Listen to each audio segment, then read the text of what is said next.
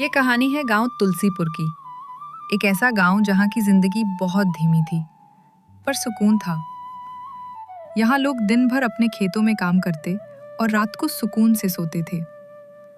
गांव का अधेड़ उम्र का हरि प्रसाद, जिसे सब फूफा कहकर बुलाते थे, हरि प्रसाद तुलसीपुर गांव में नवासा पर रहता था। इस कारण गांव के सभी लोग उसे फूफा कहकर बुलाते थे। हरिराम अपने खेत पर जाने के लिए तैयार था। अरे कलावती, मेरी लाठी कहाँ रख दी? रोज मुझे अलग अलग जगह पर मिलती है। अरे जी, और कहाँ होगी, पड़ी होगी यहीं कहीं, देख लीजिए। चलो छोड़ो, आज बिन लाठी के ही चला जाता हूँ। तभी हरिराम को कोई आवाज लगाता है। अरे फूफा, आज खेत नहीं जाएंगे क्या? अरे लो, अंगद भी आ गया। अरे आया अंगद, वहीं रुक। फिर हरिराम घर के बाहर आता है और अंगद के साथ खेत की ओर जाने लगता है। फिर खेत में पहुंचकर दोनों लोग काम करने लगते हैं। शाम तक काम करने के बाद वो दोनों थक कर बैठ जाते हैं। अरे भाई अंगद, आज तो गर्मी ने बहुत बुरा हाल कर दिया है। अरे फूफा, अब आप बूढ़े होते जा रहे हैं, थकावट और गर्मी अब ज्यादा तो लगेगी ही आपको। अरे क्या बात करता है तू, अभी तो तेरे जैसे दो के लिए मैं तो अकेला ही काफी हूँ। फूफा की ये बातें सुनकर अंगद हंसने लगता है। ऐसे ही सब गांव वालों का जीवन खुशी खुशी बीत रहा था, पर शायद ज्यादा दिन तक नहीं, क्योंकि उसी रात गांव वालों की सुकून की नींद छीनने वाली थी। कोई गांव के किसान बिरजू के घर पर निगरानी कर रहा था कि तभी बिरजू को कुछ आवाज सुनाई देती है, जैसे घर के ऊपर से कुछ गुजरा हो। अंजलि, क्या तुम्हें वो आवाज सुनाई दी? कैसा आवाज जी? मुझे तो कुछ भी नहीं सुनाई दिया। मुझे ऐसा लगा कि जैसे कोई छत के ऊपर से गुजरा हो। अरे आपको बहम हो रहा होगा, बिल्ली होगी, आप सो जाइए। अंजलि के बात सुनकर बिरजू ज्यादा गौर नहीं करता और दोनों लोग सो जाते हैं। अगली सुबह होती है तो बिरजू का पड़ोसी विलास जोर जोर से रो रहा होता है। हे राम, मैं तो लुट गया, बर्बाद हो गया। मेरी साल भर की कमाई कोई चुरा के ले गया। विलास की रोने की आवाज सुनकर बिरजू उसके पास आता है और विलास से पूछता है, क्या हुआ विलास भाई, तुम रो क्यों रहे हो? क्या बताऊं बिरजू भाई, कल ही बाजार से फसल बेचकर आया था। फसल की सारी जमा पूंजी कोई चुरा के ले गया। अरे नहीं, ये तो तुम्हारे साथ बहुत बुरा हुआ। मुझे रात को ही शक हो रहा था। न जाने छत के ऊपर कोई अजीब सी आवाज आ रही थी। मुझे ऐसा लग रहा था कि जैसे कोई छत के ऊपर घूम रहा है, लेकिन मैं बहम समझकर सो गया। तुलसीपुर गांव में पहली बार चोरी हुई थी, वो भी बिना किसी हलचल और सबूत के। चलो विलास मुखिया जी के पास चलते हैं, वही कोई हल निकालेंगे। बिरजू विलास को लेकर मुखिया के घर की ओर चल देता है। थोड़ी दूर चलने के बाद रास्ते में उन्हें हरिराम फूफा और अंगद मिलते हैं। अरे अंगद, मुंह लटकाए हुए कहाँ जा रहे हो? क्या हुआ? सब ठीक तो है? फूफा, हम लोग मुखिया जी के पास जा रहे हैं। मगर क्यों और क्या हुआ? घर में सब ठीक तो है तुम्हारे? चेहरे पर उदासी साफ झलक रही है। वो दोनों सारी बात हरिराम को बताते हैं। क्या कहा? हमारे गांव तुलसीपुर में चोरी? मगर ऐसा कैसे हो सकता है? ये तो बहुत गंभीर मामला है। चलो, मैं भी तुम्हारे साथ चलता हूँ। अंगद, तुम खेतों की ओर निकलो, मैं मुखिया जी से मिलकर आता हूँ। फिर वो तीनों मुखिया जी की घर की ओर निकल पड़ते हैं।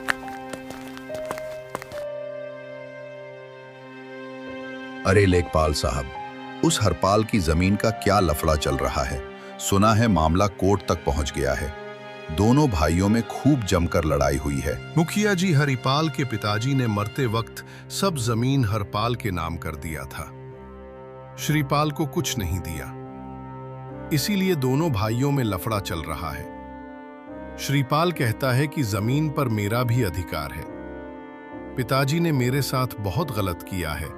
वो सर जमीन तुम्हें दे दिए और मुझे कुछ नहीं दिए। बस इसी को लेकर उन दोनों के बीच में लफड़ा चलता रहता है। तभी तीनों लोग मुखिया जी के पास पहुंच जाते हैं। राम राम मुखिया जी, बड़ी परेशानी लेकर आया हूँ। क्या परेशानी है? विलास, क्या हुआ? मुखिया जी, मेरे घर में रात को चोरी हो गई। मेरी फसल की सारी कमाई सब कुछ लेकर चला गया। घर में 1 रुपया भी नहीं छोड़ा किसी ने। क्या कहा? हमारे गांव में चोरी? जी मुखिया जी, विलास बिल्कुल सत्य कह रहा है।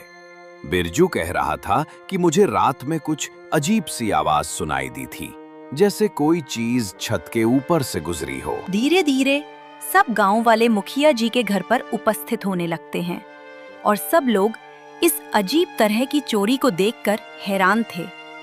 कोई कहता है कि हमारे गांव में चोर कैसे घुस आए। कोई कहता है ये तो कोई जादू टोना लग रहा है। ऐसा चोर तो हमने कभी नहीं देखा।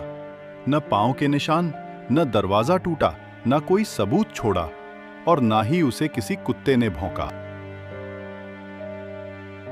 मुझे तो लगता है ऊपर से उड़कर आया है।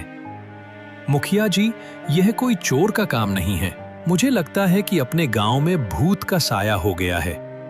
उसी ने विलास का सारा पैसा चुरा के ले गया। मजाक मत करो सुखराम काका, हमारे गांव में भूत कैसे आ गया? नहीं मुखिया जी, मैं सत्य कह रहा हूँ। ये चोर का काम नहीं है। अगर चोर होता तो उसकी कोई न कोई निशानी जरूर होती। एक काम करो, आज सब लोग पहरा देंगे। हमें पता लगाना होगा कि आखिर कि ये चोर का काम है या किसी और का काम है। हमें जल्द से जल्द इसका पता लगाना होगा, नहीं तो हमारे लिए मुश्किल खड़ा कर देगा जो भी होगा वो। रात होती है तो सब गांव वाले अपने घर के पास पहरा देने के लिए खड़े हो जाते हैं। हमारे जमाने में चोर लाठी से डरते थे, अब तो बंदूक से भी नहीं भागते हैं। अब के चोर होशियार हो गए हैं चाचा, इसलिए अब वो काबू में नहीं आते। हंसी मजाक बंद करो, अपने काम पर ध्यान दो। अगर नजर हटी तो दुर्घटना घटेगी, इसलिए हमें चोर को पकड़ना ही होगा। मुखिया जी, मैं और फूफा गांव के पश्चिम की ओर खेतों की निगरानी करेंगे। गांव के लोग अलग अलग जगह पर पहरा देते हैं। रात के करीब 2 बज चुके थे। विष्णु शिव से कहता है, अरे विष्णु भाई, कहीं कुछ देखा कि नहीं? बहुत नींद आ रही है। अभी तो कुछ नहीं देखा, लेकिन ढूंढते रहो। तभी उनके ऊपर किसी चीज के गुजरने की आवाज आती है। अरे शिव, सुना तुमने? मुझे कुछ आवाज आई है। वो देखो, ऊपर कुछ उड़ रहा है। आवाज सुनाई दे रही है ना, लेकिन पंख नहीं दिख रहे हैं इसके। कहीं ये कोई चुड़ैल तो नहीं? धत तेरी की बुड़बक, चुड़ैल नहीं बे, ये शहर वालों की उड़ती हुई मशीन है। हाँ भाई, सुबह होते ही मुखिया जी को बताएंगे इसके बारे में।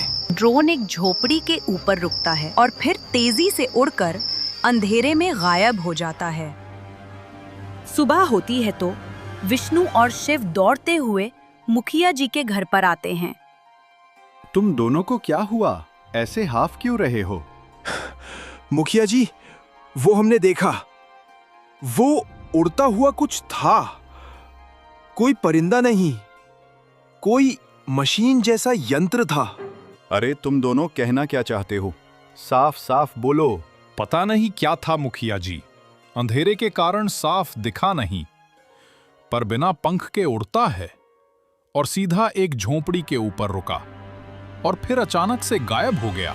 तो ये बात है, शायद उस यंत्र से हमारे गांव पर कोई निगरानी करता है और चोरी भी कोई इंसान ही करता है। वो यंत्र उड़ाकर हमें सिर्फ वहम में डालता है। पर गांव में ऐसा यंत्र कौन लाएगा? ये तो कोई गांव वाले का काम नहीं लगता। इसका मतलब कोई बाहरी है और पढ़ा लिखा, जिसे तकनीक का समझ है। जी मुखिया जी। हाँ, चलो इसका कुछ तो हल निकालना ही पड़ेगा। अगले दिन मुखिया जी दोबारा पंचायत करते हैं। कुछ लोग चिंतित बैठे हैं, कुछ लोग आपस में फुसफुसा रहे थे और चोरी की खबर दिन ब दिन फैलती जा रही थी। बिना ताला टूटे, बिना कोई निशान, लगता है कोई भूत पिशाच है। अरे भाई, मेरी बीवी कह रही थी कि रात में आंगन में चमकती हुई रोशनी दिखी और चांद नहीं था वो। कुछ तो गड़बड़ है, पर समझ में नहीं आ रहा है कि कौन, कब और कैसे करता है ये सब।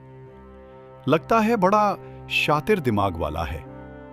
रात में वो ड्रोन एक और घर के ऊपर आता है और उस घर में भी चोरी हो जाती है और किसी को कुछ पता नहीं चलता। अगली सुबह सब लोग उसी घर के बाहर इकट्ठा होते हैं। अरे हद हो गई अब तो। ना कुछ दिखता है, ना कोई आवाज, सब कुछ गायब। काका, आपको याद है? बिरजू बता रहा था कि उसके छत के ऊपर से कुछ गुजरा था। हाँ, पर अब तो रोज किसी न किसी घर से कुछ न कुछ गायब हो रहा है। हमें कुछ भी समझ में नहीं आ रहा। गांव वालों के इतना पहरा देने के बाद भी चोरी नहीं रुकती है और ऐसे ही चलता रहता है। फिर अगले दिन गांव में एक बैलगाड़ी आती है। उसमें से युवराज नाम का एक युवक उतरता है जो हरिराम का पोता होता है। कितना बदल गया है गांव, पर मिट्टी की खुशबू आज भी वही। दादाजी देखो, मैं आ गया। बेटा, तू अचानक आ गया, खबर भी नहीं दिया। दादाजी कॉलेज की छुट्टियां भी थीं, तो हमने सोचा चलो अपने गांव घुमाए और दादा दादी से भी मिलाए। अरे बेटा, आने से पहले बता देता तो तेरे लिए कुछ अच्छा सा बनाकर रख देती। कोई बात नहीं दादी, आपके हाथ का बना अचार रोटी भी बड़ा स्वादिष्ट लगता है दादी। सुन बेटा, गांव में आजकल बहुत गड़बड़ माहौल है। कोई चोरी कर रहा है, वो भी इस तरह की कोई कुछ समझ नहीं पा रहा है। चोरी? और वो भी कोई कुछ देख नहीं पाया? कुछ लोग कहते हैं गांव में अजीब सी रोशनी दिखती है, जैसे कोई यंत्र हम पर निगरानी कर रहा हो। अब हम तो ठहरे गांव के सीधे साधे लोग, इन यंत्रों की समझ हमारे अंदर कहाँ है। रात हो जाती है और युवराज घर के बाहर खड़ा हुआ कुछ सोच रहा था कि तभी वह ड्रोन उड़ता हुआ जंगल की ओर जाता है। युवराज देख लेता है कि वो ड्रोन जंगल की ओर जा रहा होता है और फिर युवराज भागकर विलास और बिरजू के पास जाता है। आप दोनों अब मेरे साथ चलिए, अब चोर को पकड़ने का वक्त आ चुका है। तीनों जंगल की ओर दौड़ते हैं। वो तीनों लोग अलग अलग रास्ते से जंगल की ओर जाते हैं। जंगल के बीचों बीच आकर देखते हैं एक पेड़ के नीचे दो आदमी खड़े हैं, जिनमें से एक के हाथ में ड्रोन कंट्रोल मशीन है। देरी ना करते हुए युवराज उन दोनों को दबोच लेता है। उन दोनों के पकड़े जाने के बाद गांव में अगली सुबह पंचायत होती है। अच्छा, तो ये है असली चाल। एक ने ड्रोन से निगरानी की और दूसरा छुप छुप जाकर चोरी करता रहा। अरे मुखिया जी, पहले तो लाठी और लालटेन ही काफी थे, अब मोबाइल और इंटरनेट भी रखने पड़ेंगे क्या? पूरा टेक्नोलॉजी तो सीखना पड़ेगा दद्दू, मैं आपको सब सिखा दूंगा।